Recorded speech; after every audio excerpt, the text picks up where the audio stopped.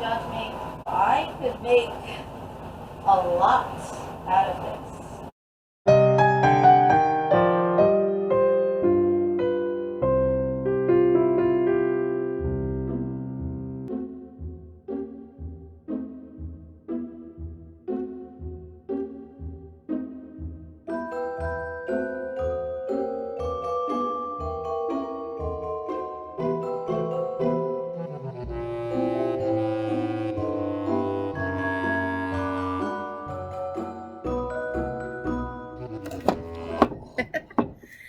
As you can see, this little guy, there is, some damage.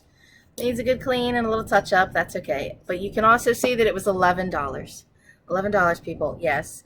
And the bottom shelf is missing. That's okay.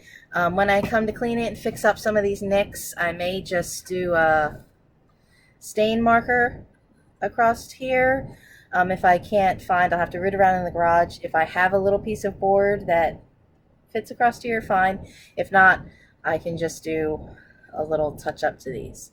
Now, I picked this up and I was so excited. I didn't even care if it worked or not because I just thought, what a wonderful decorative piece. I love old-fashioned phones. You've seen my old-fashioned phones and a crank. And yes, adorable little handle.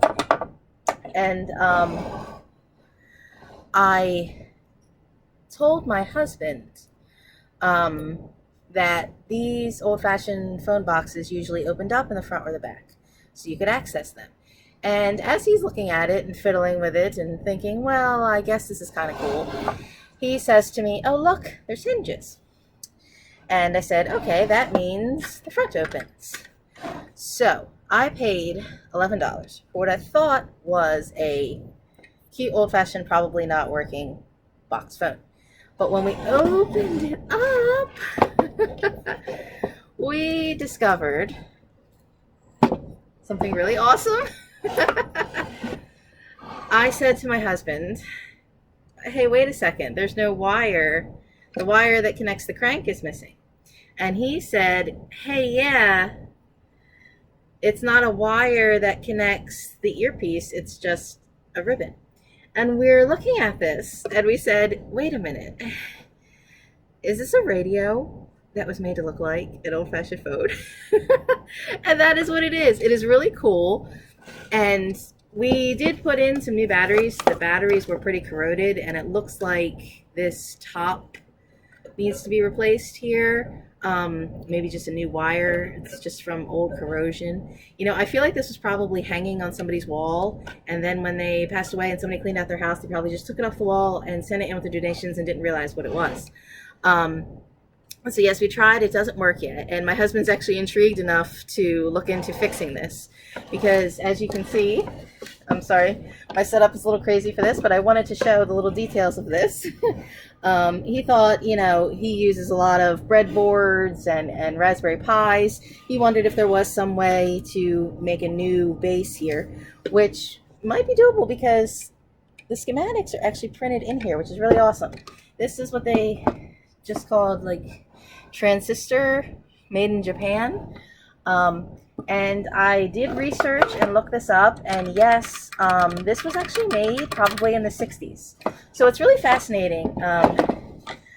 Again, somewhere in one of these videos I mentioned how is cottagecore just peasant come back again? Who knows? But they made these kind of radios in the 60s. So, and then of course I went into a whole deep dive again of researching old-fashioned phones and everything. And wall box phones were out, by, I don't know, World War I. But so it's really fascinating, though, that then even in the 60s, that people still liked that kind of nostalgia of it and went back to making a radio that looks like a box phone, which I think is adorable. And the knobs would be your on and your dial, which is so cute. I absolutely love this. So we're looking forward to cleaning this up. And I really think that this is a really awesome, for $11, what an adorable little story and conversation piece. So I had been having a really bad day. Things were really kind of crazy and a little scary. And I was across the street from a new Goodwill store. And I said, well, I'm here. I may as well go in, even just for a little bit, just to circle around. You never know. And I saw this and I picked it up immediately, and I didn't really inspect it very much because I just thought, what a cool box. And it turned out to be something else fancy. So that was a surprise and a lot of fun and worth the trip and the money. Here, you can see up close, there's 2 long panels that are lined. Woo.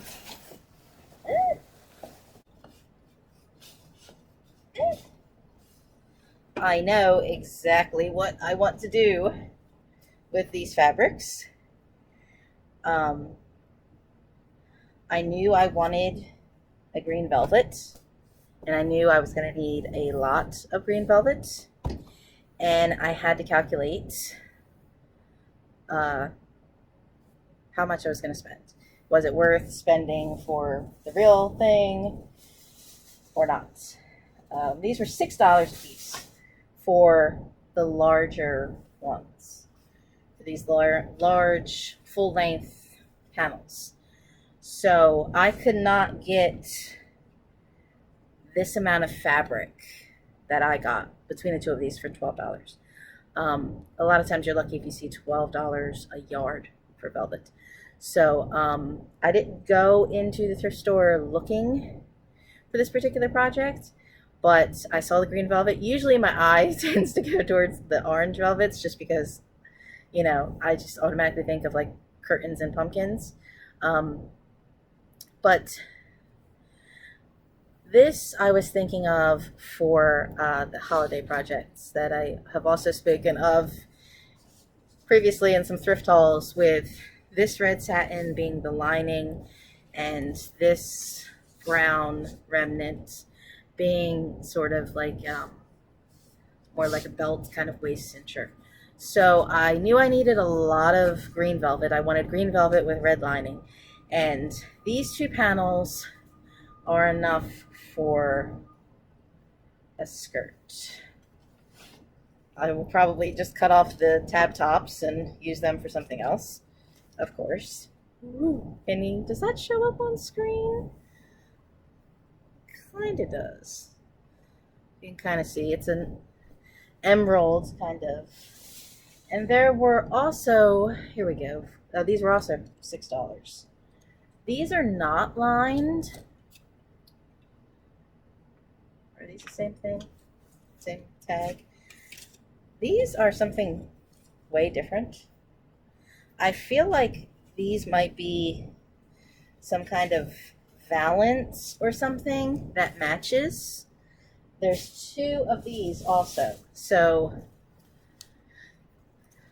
these I feel like are one for bodice and one for sleeves. I was thinking of like a ye old kind of holiday, like a Dickens. I'm already thinking of what I'm going to do for next Christmas. So, you know, if you're like a school teacher and you need something like a product like this, again, you never know what you may find in the thrift store. It's obviously very difficult, like if you wanted to make some kind of little Santa or Mrs. Claus or something, to walk in and say, I'm going to find red velvet at the thrift store. No, you can't think of that. I thought that I was just going to end up buying velvet, having a trek over to the craft store and get the velvet when it came time to do this project. But I just lucked into some material. I also saw these cute little valances, and there's 2 of them, and these were $4. These were $4 a piece, but they were the half color tag, so it's like I got 2 for the price of 1. So I paid $2 for both of these, and I don't necessarily care about the light green material, but I love the beadwork on here. So I immediately thought, because this was holiday, I thought that I was probably going to do some kind of white fur or something trim around it. But again, that's kind of expensive, particularly if you're looking to make some kind of big kind of Mrs. Claus kind of thing. You know, like generally you think about just the yardage, about trying to do the hem and white fur, you know, then you're spending a lot of money. But and I have a lot of beads. I just feel like it would be very time consuming if I were to do this kind of bead myself. So I'm probably going to end up cutting off the beads, just use these for the beads, which would be really awesome around like a neckline or like a really long kind of cuff, little kind of bellow kind of sleeve. So, oh hey, the noise down in the basement in one of these machines stopped. Hey, also get these two fabrics at that time, $250 a piece. I just think these will probably maybe be some nice skirts. This I like that it's like a red, maybe, or like a burgundy and a purple kind of fabric together. I have no idea the yardage, of course. So I was so excited for those little 50-cent patterns, but I forgot this is $10 for how many patterns are in here. Let's find out. I think at the time I calculated that maybe they were like $1 a piece in here. 1, 3, 4, 5, 6, 7, 8, 9. 9 patterns in here for $10. So, which is still a good price. And I flipped through here and saw some really great patterns that I knew I wanted. This one is a pocketbook kind of pattern. I have discovered the joy of getting like child patterns now that there's a baby in the family. This one I guess is a little older, young fashion. That's kind of a little romper type style, which, I mean, they're advertising older kids obviously, but that kind of size I guess would just be a short little dress for a little girl. Flappers and togas. I did make my niece once a shiny silver flapper dress with a little feather headband. Oh, now I do remember why I got this, because there were so many kids patterns in here. And again, you know, new Halloween patterns are expensive. You really have to wait if you're looking for a Halloween pattern. One of my favorite things is when they discount the pattern books at the end of the season. So for a couple dollars, I just love going through the book just to see all the patterns and then go look them up online. Because patterns are expensive. You really have to wait for a sale if you're looking for new patterns. But when you're in a thrift shop and you see a pattern, if it's, you know, a couple dollars or less and you know you'll get something out of it, hey, why not? There's another one.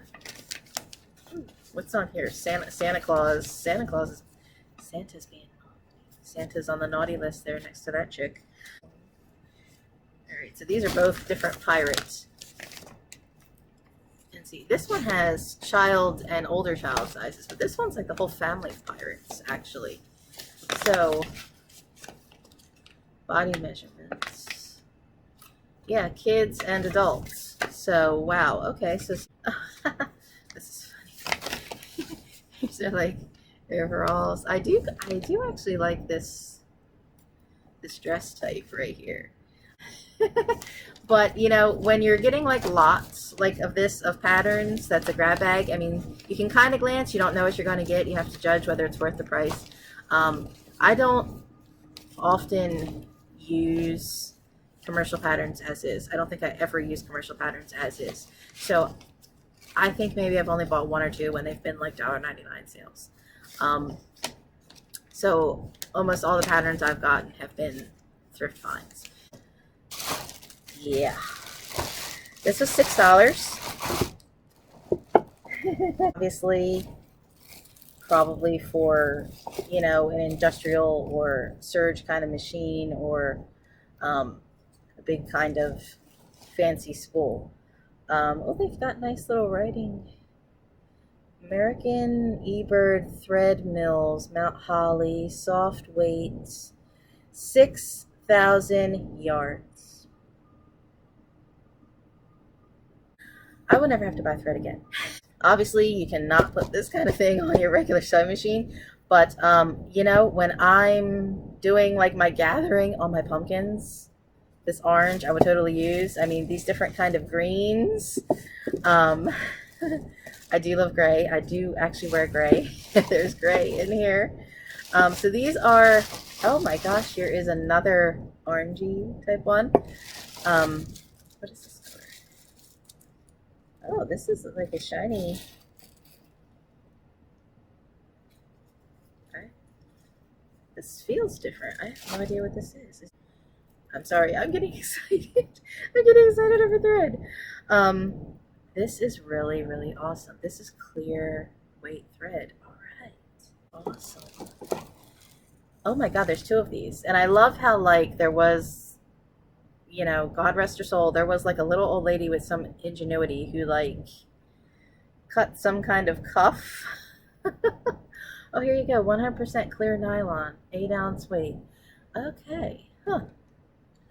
So this little lady had some ingenuity and just kind of cut a little elastic sock cuff or something to keep on her spools straight. Obviously, I can't use them on the machine. Well, I guess I probably could maybe put them on regular spools, roll them on regular spools, roll them on regular bobbins. But again, as I might have mentioned earlier, different weight threads and different types of threads for different fabrics. This was what I was fawning over. I took my niece to the thrift store. She hadn't really been a thrift shopper. I was educating her in the ways. And I was in awe, and I grabbed this bag. And she went, oh, look at that jar of buttons. And I was so enthralled with this, like, oh my God, all my colors, look at this amount of thread. And I was like dropping it in the cart, and I looked up and I saw that button jar and just was like, oh. I'm down to my last thrift bag. It's actually been a lot of work, taking what was here and finding places to sort where they belong. Oh, I can't tell what it is. It had originally a nice kind of label. You can see this was the end kind of selvage, and it is stretchy, shiny, glamorous. And that was Goodwill. Goodwill I tend to like because they always have a linen section where you can get all different types of curtains like this. But you know, when it's like, you know, grandma's donation time, that's when you can find a lot of fabrics and a lot of craft supplies. This I just fell in love with. It is a curtain. I'm pretty certain, I think so. It's a curtain. I actually had a chuckle when I got this because our HorrorAddicts.net hostess, Marion Rich, had posted something else about this kind of like wonderfully delicious goth kind of damask kind of pattern. And at the time I said to her, oh my God, I just bought a curtain from the thrift store like this. What is this? 100% rayon. We've moved up in the world. It's not polyester. All right. I could just cut out every one of these damask designs and use them for something else. So again, even if I wasn't sure, I mean, some projects like that holiday green velvet, I saw it, I knew that I had that kind of material in the back of my mind, and I grabbed it when I saw it. But something like this, it's like I grab it and I saw it. I'm not sure what I'm going to do with it, but just consider the possibilities. Ah, yes. Red, and more red. Now I don't remember where I bought this red fabric. I think it might have been a remnant from the craft store.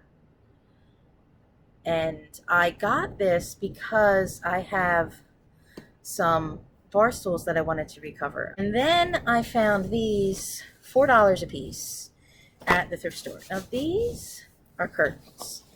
And this material feels a little more rough. Let's see if we can find the tag to see what kind of material this is. Probably polyester. But I love these so much just as curtains that I'm tempted to just use them as curtains. I mean, sometimes you can just find really great curtains at the thrift store that polyester, even if they're polyester. You know, curtains are expensive, honestly. If you're looking for a change of pace and you don't even sew, you just want to change curtains, consider thrift curtains. This kind of fabric you may actually recognize. This is the same, same but different, fabric to what I used to make my larger pumpkin ottoman. It was just a tablecloth round that I gathered around together. I have lots of different crazy videos about those making pumpkins. Um, and I saw this again, and $4 is the tag. I don't know if it was half or not. And this was just another tablecloth round, I think. Is it? Better Homes and Gardens, 50% cotton, 50 polyester. Okay. This might be an oblong. Oh, okay. This is a rectangular tablecloth. All right. Last thing. Well, for this haul, anyway. I actually do have more fall stash to share. I got these delicious, scrumptious curtains. I warned you, every time I see something orange, I get it. Now, I have orange curtains that I really love that you've seen in my videos that are hanging here. And they were just odd panels that I loved when I saw them, but it's really frustrating that they're odd panels. 2, 3? 3 panels. So I actually have panels that match. Yay! And again, for $6 each, I could not have gotten the amount of material, the amount of length and curtainry. So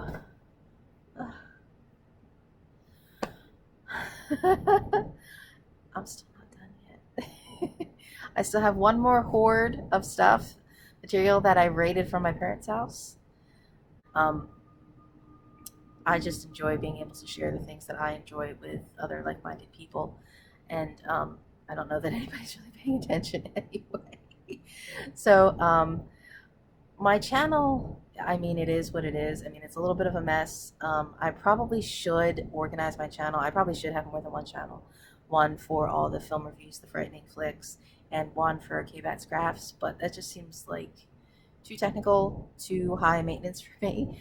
So I'm going to try and organize my playlist better, to have all sewing or costuming in one, to have all Halloween items in one, to have other decorating kind of projects in another, just to try and organize it a little better, that if you're coming to my channel for a specific thing, there will be a specific playlist. I'll just talk on my Instagram or my Facebook with some pictures to match when I'm doing a project or when there's a video available. So you can find me Kbatz Crafts on Facebook and Instagram, and at horroraddicts.net as well. I have to figure out where I'm going to put all these things, actually. Yeah. Hi.